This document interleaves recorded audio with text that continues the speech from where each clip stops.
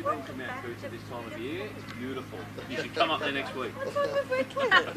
Redcliffe's pretty beautiful as well. No, I love Redcliffe. Oh, don't be good. I'll take up your offer one day. Mount Cootha it is. I grew up in Redcliffe. It's good to be back. Hello. We all roll you. Well, good morning, Queensland, and I can report today that we have one new case that is locally acquired on the Gold Coast. This was the person that we said was a person of interest yesterday. We have now confirmed that they are a positive case, and we are currently investigating to see what links this individual has. We understand they've been infectious in the community for 5 days, so from the 6th to the 10th of December. And at this stage we believe that they are a casual contact at a Bunnings store. So it just reminds all of us that you can get this virus anywhere and that you have to be vigilant. We've got 46 active cases, 9,249 tests. So can I say, I want these testing numbers to increase, particularly on the Gold Coast. When we've got so many cases at the moment, we would expect to see more people coming out and getting tested. There's been 10,451 vaccinations by our Queensland Health clinics, and that puts us at 88.1% first dose, so getting closer to that 90% first dose, and 80.61% double dose. That is a 0.5% increase in 24 hours on double dose. That means more Queenslanders who are fully vaccinated, which is fantastic, and all of those fully vaccinated people will be able to enter all of those venues that are going to be mandatory vaccination businesses from next Friday the 17th. We've got 4,097 people in home quarantine currently. The good news is, if you can call this good news, is that the genomic sequencing we've got back so far from these positive cases on the Gold Coast are Delta. Let's not treat Delta like it's not a big deal. Delta is highly contagious and it can cause serious illness and death. So please, just because it's not Omicron doesn't mean it's not serious. We want people to come out and get tested. I just want to remind everyone, we are getting so close to Christmas Day and big family gatherings, Christmas, Boxing Day, and of course New Year's Eve. And you do not want to be going to these big gatherings with friends and families, elderly loved ones, vulnerable family members, if you have symptoms and you are unwell. So please, if you are unwell, don't ignore those symptoms. Come out now and find out if you have COVID, because it is possible. We have more and more people moving around the state, and from Monday we are going to have thousands and thousands of people flocking from hotspots into Queensland. Yes, they're fully vaccinated, but they can bring the virus still, and if you aren't vaccinated, make you very unwell. So please come forward and get tested. Now I want to report we still have the Moree LGA as a restricted area. Now we have seen still quite a large number of cases in the last fortnight in Moree, but we do accept that there's surrounding towns that we believe we can open up more. So the townships and surrounds of the postcode 2400, 2405, 2406 and 2409. So these are Taluna, Greya, Boomy, Mungandai, Tumalay and Bogabilla. These will be townships and surrounds that come 1 a.m. Monday morning will be bound by the same normal border zone that everyone else will be moving to, and not bound by the restricted Moree LGA. We understand it's important to make sure that people living so close to the border and heavily reliant on food and essential services and also for work, that they should be able to move back and forth. Can I say that only relates to fully vaccinated, not unvaccinated people. Now, businesses have been wanting to know, when we open up and start seeing cases in Queensland, what does that mean for them when they become an exposure site? We know businesses have done it really tough over the last 2 years. We know staff have done it really tough, having to quarantine for 14 days at a time when they become close contacts. We can announce today that from 1 January that we will be changing the quarantine arrangements for people who are fully vaccinated and deemed close contacts. Now, we will be putting out guidance materials for business so they can get a better idea of what is a close and a casual contact within the business, to know whether people are likely to need to quarantine or not. But the quarantine arrangements will be, if you are a close contact and you are vaccinated, from 1 January, you will only need to quarantine for 7 days, and get a test on day 5, and when you get that negative test after day 7, you'll be able to be released. From day 8 to 14, there will be requirements for you. So we want you to wear masks everywhere you are outdoors, and you are required to avoid high risk settings. So when you are still in that day 8 to 14 period as a close contact, we don't want you going into hospitals, aged care facilities, correctional facilities, youth detention centres and the like, and disability facilities. We know there is still a risk. There is still a risk from day 8 to 14, but we know that risk is reduced when you are fully vaccinated. There is also changes in relation to people who are household contacts to close contacts, as to what will be required. If you are vaccinated household contact of a close contact, you do not need to quarantine, but you will need to get tested on day 1 and day 5. But if you are unvaccinated and a household contact, and you're not able to separate from that contact in a household, you will need to do the same 7-day quarantines and comply with the same requirements for days 8 to 14. For unvaccinated close contacts, the rules remain the same. From 1 January, those people will need to continue to quarantine for 14 days, immediately get tested, and then again on day 5 and day 12. Casual contacts from 1 January will simply need to immediately get tested and quarantine until they get with their result. If they get a negative result, they are then encouraged to wear a mask for the 14-day period. It's not mandatory, but they are encouraged to wear that mask. We hope this gives a lot of guidance for businesses. The guidance material, again, will help them based on the national guidelines to understand who is a close contact, the amount of exposure that person's had. Is it someone who works in an office and doesn't have contact with the rest of the staff?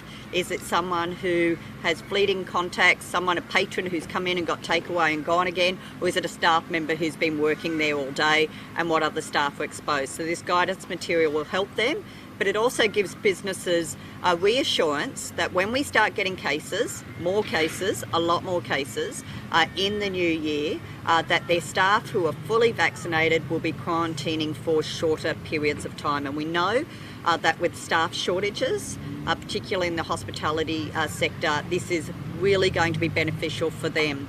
I also want to say that when it comes to critical infrastructure and services, we will be working hand in hand, as we have for the last 20 months, with those essential services, such as our power stations, our smelters, our refineries, our mines, that if there is a positive case, we will work with them to see if the close contacts can isolate, if they can work from home. If they can't, we will work with them to see how we can support them in still having those contacts go to work, but reducing the risk in the community and others in that workplace. We know that we have to keep these essential infrastructure and services operating. We're very pleased to be able to prepare this material. Why 1 January? We can't do this all at once. We have done such a great job for almost 2 years now of keeping this virus at bay. Now we are accepting that we are going to have cases, many hundreds, if not thousands, over the next 12 months in Queensland. We have to do it sensibly and responsibly. That's the plan we have laid out.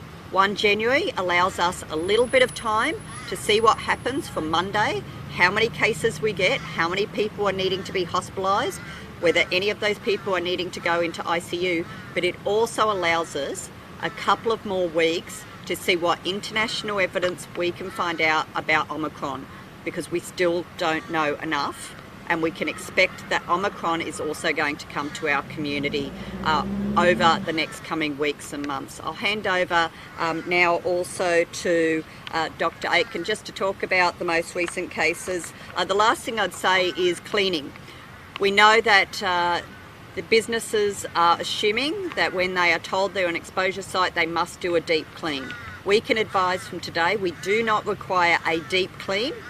Businesses will only need to do a normal clean. So if it's a restaurant, they've just found out, or a cafe, they've just found out they're an exposure site, they may stay closed for lunch so they can do a cleaning of the tables and chairs and a good wipe down of the facility and open up for dinner again. It doesn't need to be an expensive, lengthy, deep clean anymore because we know more about Delta and we know that it's much more likely to be transmitted through aerosols as opposed to what we call fomites, touching surfaces. So I'll now hand over to Dr. Aitken and then of course Minister Farmer, who's here with me today, Small Business Minister, talking about what this means for small business and the support materials. Thank you, Dr. Aitken.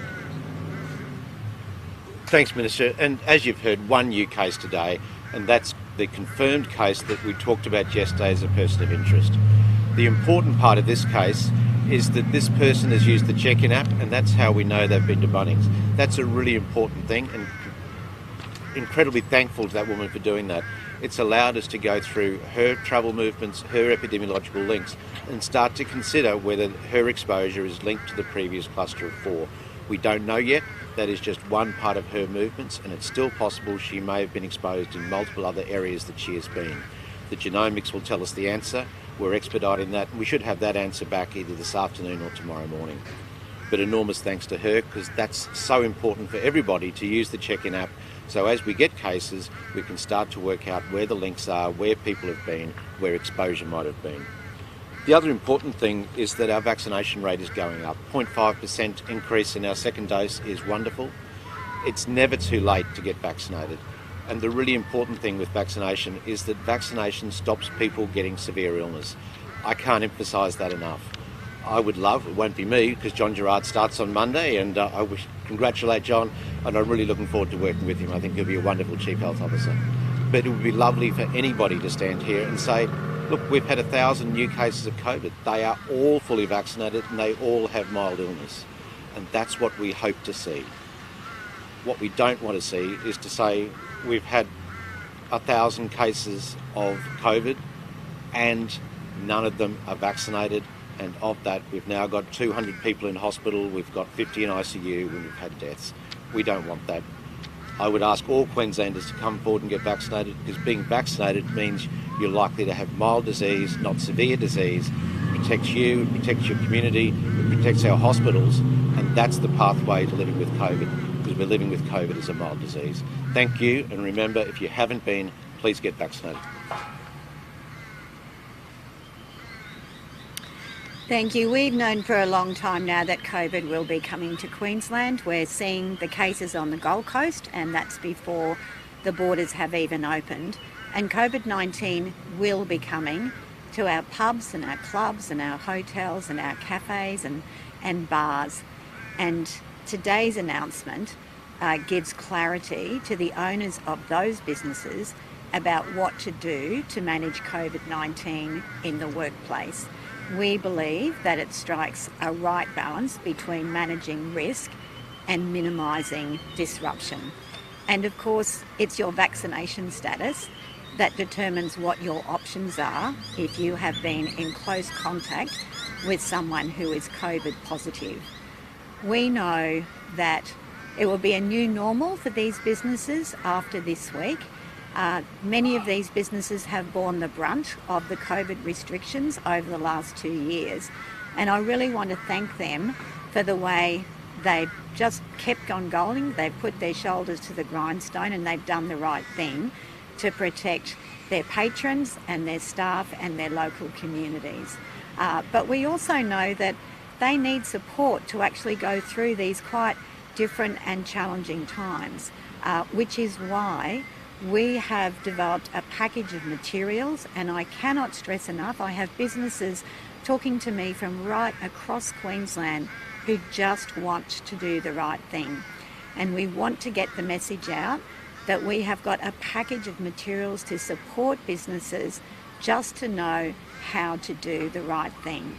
We encourage them to download the signage that they can put on the front of their businesses, which makes it really clear with the big green tick whether you require people to be vaccinated if they work in or enter those premises.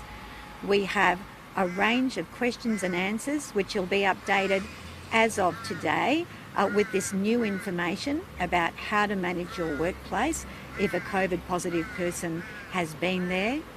We have a short online course which has already been accessed by over 1,000 businesses, which will take businesses through how to manage the new vaccination mandates, how to de-escalate if aggressive customers come into your business, and it will be updated early through this week to make sure that it also reflects today's announcement and how you actually make those decisions. And we encourage all businesses to go to the Business Queensland website to get this information.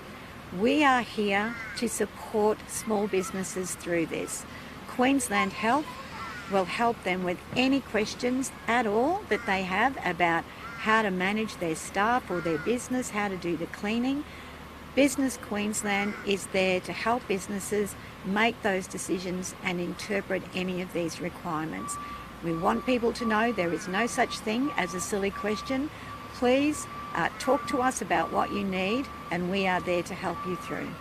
Health Minister, in all due respect, some 40 hours out from when the border opened, this is absurd. How can businesses survive, Minister? Let's use Caxton Street as an example.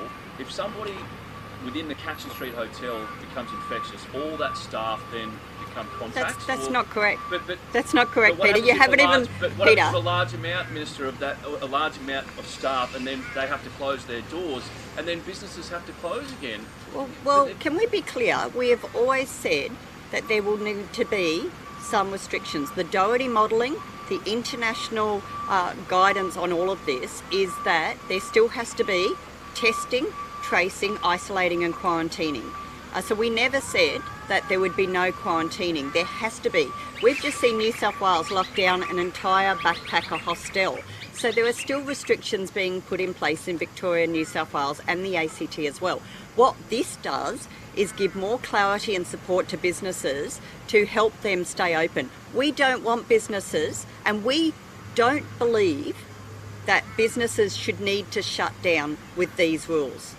Now, there'll be staff from time to time that may need to go into some quarantine, but we believe the guidance that we're giving now, the guidance material of what is a casual contact versus a close contact, means that less people will need to quarantine, and those people who do quarantine will quarantine for shorter periods of time, meaning businesses can get their staff back online quicker, assuming those staff are vaccinated. So that's all helpful for business. But we also need to slow down the virus as well. But we got vaccinated. That's why we're slowing the virus down, by getting vaccinated.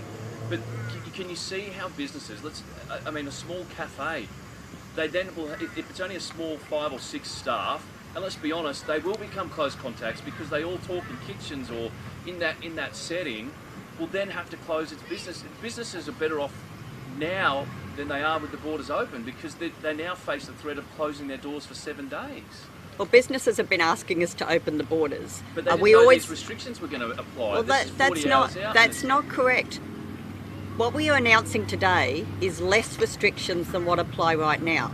So we are not imposing new restrictions on businesses. We are reducing the restrictions on businesses going forward as cases start arising. Why? Because we want to see businesses' doors stay open, and we recognise that Queenslanders have done the right thing and got vaccinated, and we know from the evidence now that there is a lesser risk if we allow people who are fully vaccinated to come out of quarantine after 7 days. So this is improving the current situation for businesses. It's not putting new restrictions in place for businesses, but the virus is coming, and the worst thing that can happen for businesses is if we allow the virus to spread very quickly, that people get seriously ill, and we end up with more restrictions than that. So this is a sensible way forward to make sure that when all those cases come, it's happening in a gradual way, and it's recognising that unvaccinated people are much more likely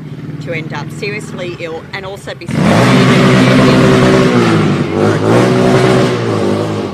you guarantee that those guidelines won't change depending on what happens with Omicron? Because you said there you're still waiting to see, but January 1, they are the rules? We are very confident these rules will put us in good stead from 1 January. That's why we're announcing them today, to give businesses notice. But we just, we've said 1 January because we just want to keep a close eye on everything that's happening. But we are very confident. We said we'd open on the 17th of December or sooner. We're doing it. So we have stood by our commitments throughout this plan and will continue to do so. If that's the case, then why weren't those rules ready to go when the border does open on Monday? If you're because we confident still have had to look at what's happened since we have allowed home quarantine.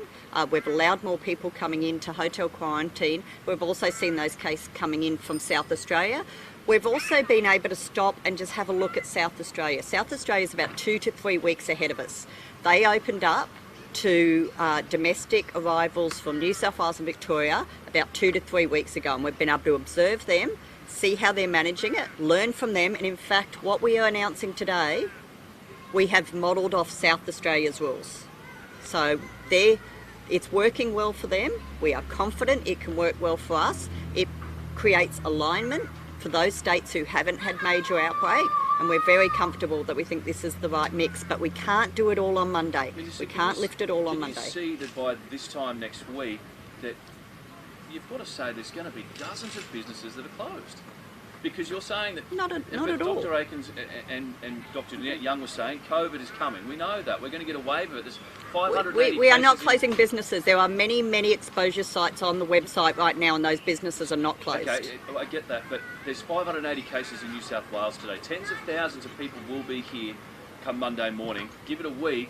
They're going to go to cafes, they're going to go to pubs, they're going to go to chemists, everything. And then all of a sudden, if these little businesses that only have a small amount of staff, or businesses that rely on a large amount of staff, are going to lose a chunk of staff because they will become close contacts of people that have COVID. And that means but just let's remember that from next Friday, the only people walking into many of those businesses are fully vaccinated patrons. That's why we did that.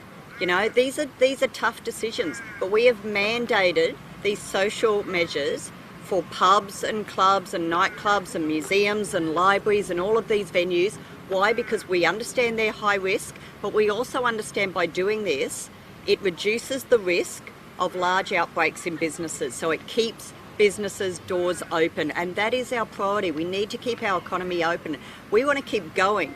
We want to open up more, not have a yo-yo of open and close. And that's why we believe this is the best measure going forward. It's sensible. It's modelled on the South Australia model. That's about 2 to 3 weeks ahead of us.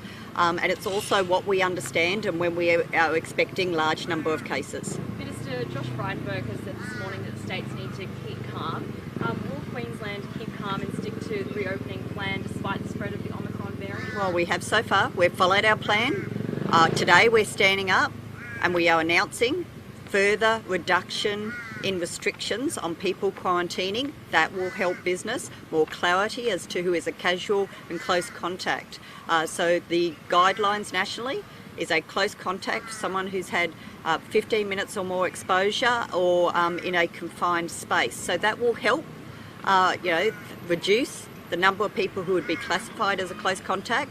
But when the federal government tells us as states to stay calm, I find that a little bit rich when it is federal members and federal senators that are acting hysterically out there in the community, holding rallies. Our local federal member here, Luke Howard, holding a forum, talking about segregation, talking about opposing mandatory vaccinations. We are only standing here today at 80% double dose because of those mandatory vaccinations. They have driven up our vaccination rates, and it is completely irresponsible for those members to do that. For David Crisafulli to now take a back step and say, I'm not going to commit to supporting mandatory vaccination or not because I don't want to undermine vaccine rollout. Well, sorry, if you're not backing it in, then you are undermining the vaccine rollout, and that is pretty weak of the Leader of the Opposition here in Queensland. So Josh Frydenberg needs to have a good talk to his LNP colleagues. In terms of the border reopening, are police and Queensland Health ready for Monday? Are you confident it's going to go off without a hitch? Hopefully. Look, we've said, and the Police Commissioner has said, everyone expect delays at the borders. So please be patient.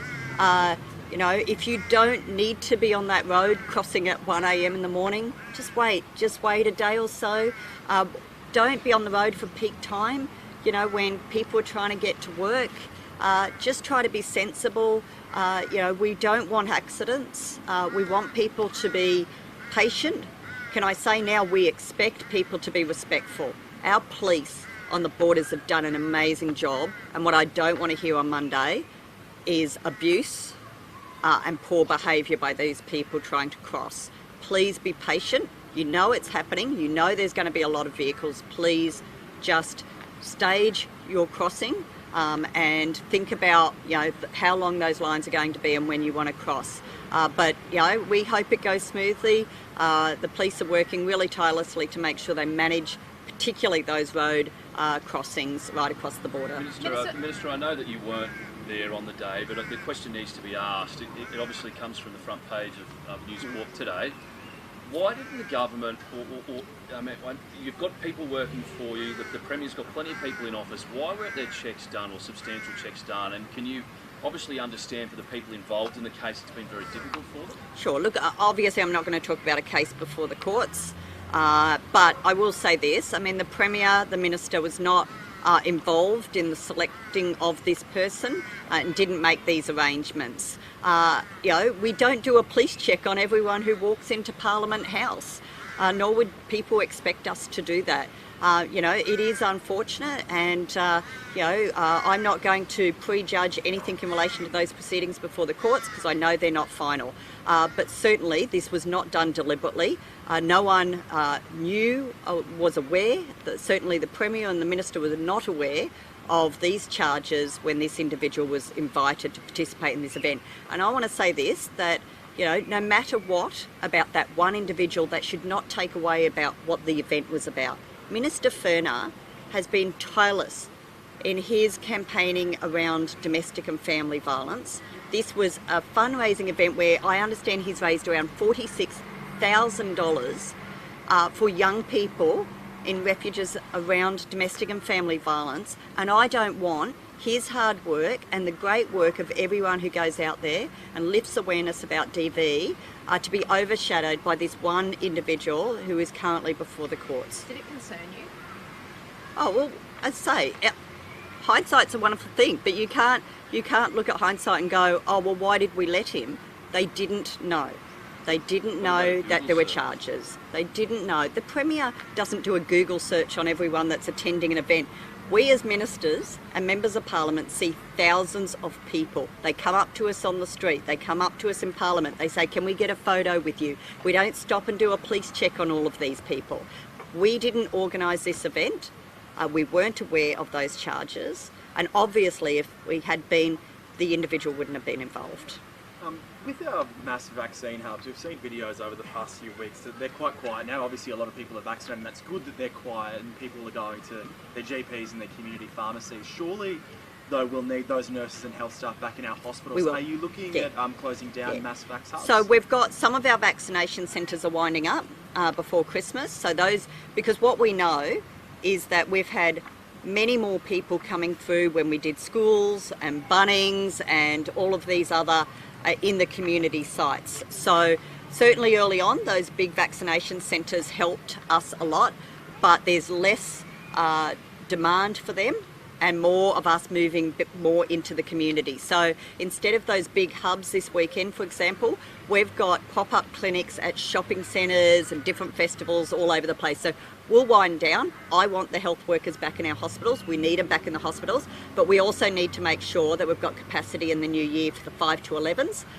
Our priority is people going to their GPs or to their pharmacies for their children getting vaccinated, but we also need to make sure that we can get all those kids vaccinated as quickly as possible. Close and where? Oh, look, they're all different ones. So there's only a very small number closing before Christmas. Is that South Bank, Boondall? South Bank's not. I believe Boondall's winding down. Before Christmas? Yes. Closing completely? I think it may be closing before Christmas, yes. But we've got alternate sites, so there's Brighton, there's Kippering, there's many sites around, and we'll have pop-up clinics. So remember, we're going to have pop-up clinics in shopping centres.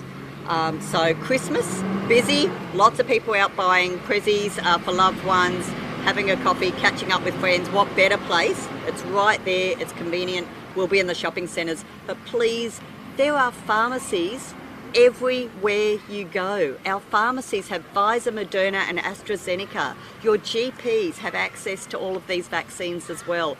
So there is more than enough vaccine and there is more than enough access to the vaccine at any one of these places over Christmas. So there's no excuse not to continue to come out and get vaccinated. And now you know that come 1 January you'll quarantine for a shorter period of time. If you're fully vaccinated, there's even more incentive to get on with it and get those 2 jabs. Just back on Minister Ferner. Yep. In the future, do you think there should be changes made to ensure that these things don't happen again inside Parliament? Well, again, we'll look at how all this occurred and the arrangements. But again, we don't do police checks on every single person who's involved in these events. I'm sure that the organisers of this event, in which there was about 40 stakeholders, including mayors and I think the Farmers Federation were there. There was a whole lot of stakeholders there. I'm sure that they will go away, the organisers of this event, and look at how do we make sure, we try to avoid these things as much as possible. You can only avoid these things so much. Just Dr. Aiken, if we can, I've just got a testing question for people interstate. Last one. Can tourists from non-hotspot areas, say Tasmania, who are holidaying on the Gold Coast, do day trips into northern New South Wales, and will they be able to use a border exemption, or will they have to undergo a PCR test? I'll take it in steps. People coming from Tasmania or any other jurisdiction that isn't a hotspot can come into Queensland without a PCR test. They are very welcome to come in and we look forward to them arriving. If they then arrive in Queensland and they're going from Queensland into the border zone, look, we won't differentiate between Queenslanders or someone else who is in the border zone already going across the New South Wales border zone and coming back. That's fine. No test required? No test required. Not if they're in the borders. If they go further south and go back out, yes. They'll have to be fully vaccinated. Yep. Minister, did you see Nathan Lyon got his 400 tests wicket this morning?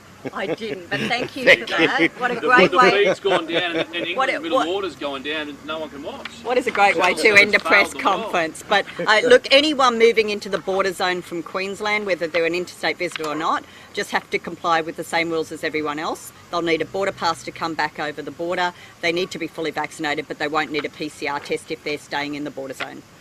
Thanks everyone.